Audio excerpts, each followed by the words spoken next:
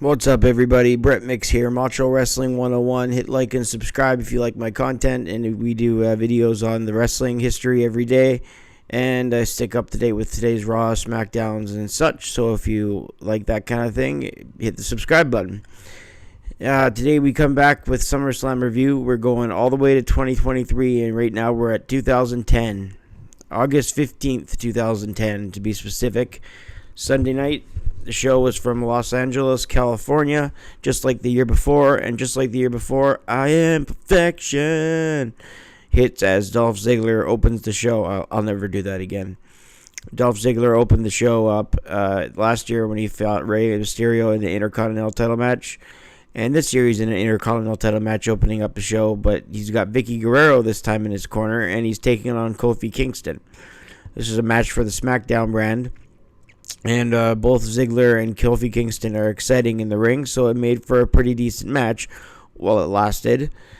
I went 7:05, and it was a double disqualification or a no contest after the Nexus stormed the ring, and this was when they were trying to be the NWO of 2010, and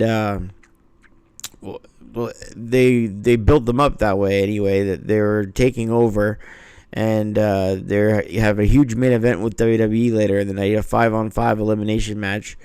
But yeah, they just used both guys to make an example out of them and say that this is what Wade Barrett grabbed the microphone and said, "This is what you're going to get, a preview of tonight, the destruction of the WWE." For the match itself, there was some good action in it while it lasted, so I rated 2.5 stars, but the finish obviously left more to be desired, and the finish was what the finish was. Next, we have Alicia Fox versus Melina. This is for the Divas Championship. It's an Alicia Fox match, so not to be rough on Alicia Fox, but she's just really Alicia Fox, whatever that means. It's whatever it means is what it sounds like. Melina, though, she's a good worker, and not saying Alicia Fox can't wrestle, but it's not going to be exactly Flair versus Steamboat. Melina hit the roll up. Fox kicked out at 2, and near the end, Melina bounced off the ropes with a slopping drop kick.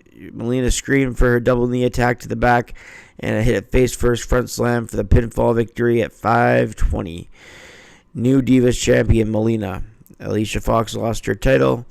Short match, wasn't that bad. The crowd was completely dead for it. I'll give the match a 1.5 stars. Melina made it somewhat watchable. Lay Cool came to the ring after Michelle McCool and Layla, and they just talked trash. Basically just talked trash on the Divas. Next up, we had the Straight Edge Society, CM Punk's Joseph Mercury and Luke Gallows versus the Big Show. So a big handicap match here. Big Show's the babyface going in against the heel group, and Big Show got his offense and he got his revenge. He got his revenge ultimately at the end. Don't see the time. I don't think I wrote the time down on this one, but Big Show did get the victory. He gave Mercury a choke slam and covered them with one hand. And just the bald Serena was on the outside. It was the only one left standing after the Big Show kind of tore through the entire group. It was a decent match. I'd give it about 2 stars. And then we had a big promo segment from The Miz. And The Miz talked about tag team with John Morrison and how he was the Shawn Michaels of the tag team. Decent segment because The Miz was one of the decent talkers of the time. Next, we had Sheamus, who was the heel WWE champion, defending it against Randy Orton, who was the face challenger. Orton acted just like he did as a heel, as a face, except the crowd was behind it this time. And I like that. I like when a character doesn't change their whole character just to suit the alignment. You know what I mean? Like when Christian, I'll just use him as an example. He's a natural heel, Christian. I like when if he turns babyface, he doesn't start sucking up to the crowd. You keep Christian the way he is. There's a reason The Rock and Stone Cold Steve Austin worked. The Rock and Stone Cold Steve Austin both were heels when they became popular. They were both heels, I'll say it again, when they became popular. The reason is because their heel character was so cool and so addicting that when they turned face, they just altered it a little bit. The Rock would start to say, finally, he's in the city he's in. That's the way The Rock altered his character a little bit. And Austin would ask the crowd for a hell yeah. And that's the only alterations. Austin kept his badass attitude, and The Rock kept his jokes and his running down a wrestler completely on the microphone. That's why Randy Orton, so my point going all the way back to Randy Orton here, it's good that he's stayed the way he was as the Viper. You can't be too taboo in 2010 WWE, but nonetheless, Orton won by disqualification as Sheamus brought a chair to the ring and Jack Doan tried to take it away from him. Sheamus pulled it away and Doan bumped to the floor, and the ref called for the DQ at 18:55. After the match, Orton hit an RKO on Sheamus, but the table didn't break. This was a good match. I give it 3 stars and a quarter. I thought this was one of the best matches of the night for sure. Orton and Sheamus have some good chemistry, and yeah, it was good. Next up, we got the World Heavyweight Championship this time. The heel champion is Kane, and again, a challenger's face, Rey Mysterio. Just like Randy Orton was the face challenger for the WWE title, Mysterio was the face challenger for the world title, but could he beat Kane? There's a big contrast in styles here, with Kane, the big, powerful man, against the small, agile Rey Mysterio, high flyer. But I thought it worked. I thought Kane worked on Mysterio's back, while Mysterio worked on Kane's legs to try to take his vertical base off. It was good. They had some good exchanges, nice sequences. Kane with a boot to the head, and Kane picked up Mysterio with a one-headed chokeslam for the pinfall at 13:31. There was a casket at ringside, and one time they opened it up, nobody was in there, but then they opened it up after the match, and the Undertaker set up, and then they had the Undertaker and Kane hit a tombstone. That was pretty cool. That's for the Kane and Rey Mysterio. I give it 2 stars and 3/4. It was a good match. I liked the contrast in styles. Almost 3 stars. 2 stars, 3/4 is good. The Undertaker ending was just icing on the cake, though. But for the main event, we had a tag team elimination match. The Nexus versus Team WWE. It was John Cena, Chris Jericho, Chris Jericho, Edge, John Morrison, R-Truth, Bret Hart. Let me say this again because that sounds like way too many people.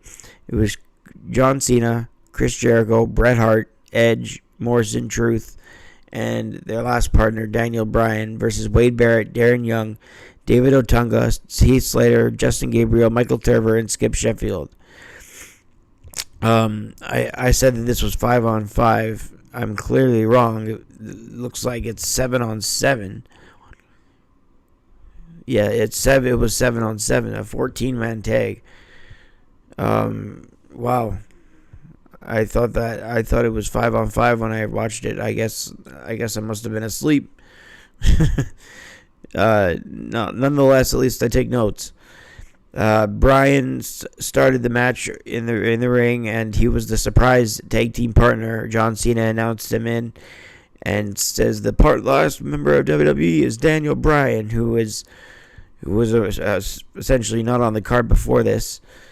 Bryan eliminated an opponent right away. He eliminated Darren Young. Then John Morrison got in and hit some good offense to Michael Tarver, who was eliminated by Morrison.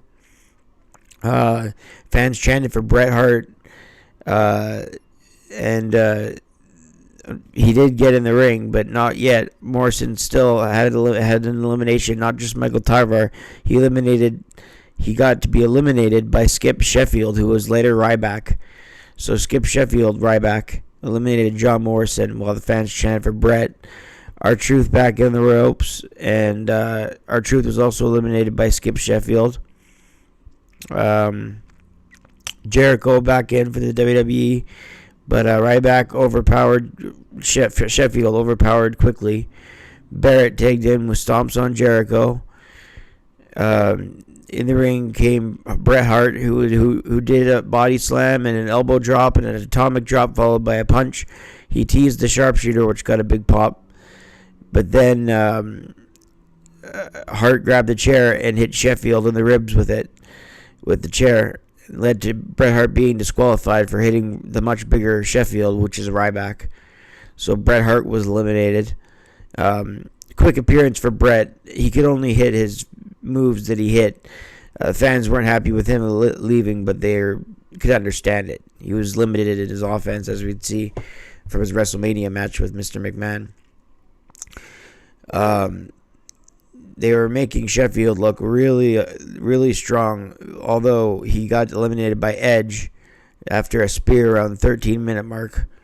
Now it's 4-on-4 as David Otunga got eliminated by Chris Jericho next. Jericho then got an elimination by Heath Slater as he ran into Cena on the apron accidentally, and then Slater hit a neck breaker to Jericho and eliminated him. That was a big shocker for Jericho to be eliminated by Slater like that. Then Edge was eliminated by Heath Slater on a roll-up as Cena was on later on the apron, and they two got confused. Edge was eliminated around the 21-minute mark. Next up for the eliminations, as the eliminations go, Heath Slater was eliminated by Daniel Bryan. This was around the half an hour mark, and it set up Miz versus Bryan feud later on. But Daniel Bryan ended up being eliminated by Wade Barrett, and Barrett, the leader of the Nexus, unofficially or officially, was the one to look strong here. He was left with Justin Gabriel against John Cena, and Daniel Bryan was the last 2-on-2. But Daniel Bryan ended up getting eliminated by Wade Barrett, and then it was 2-on-1. Cena eliminated Justin Gabriel around 35 minutes, and then Barrett was stunned after it was 1-on-1, and Cena tipped him up and slapped on the STF, and Barrett tapped at 35-15. So John Cena was the last member to make WWE survive the 14-man tag, the 7-on-7 tag match, which I wrote 5-on-5 when I was doing my notes. I give this match 3 stars and 3/4. I thought it was a good main event, not great in the style of classic main event SummerSlam main events, but I thought it was definitely good. 3 stars and 3/4 seems about right. Cena was the last member of Team WWE who survived, and they went over the Nexus.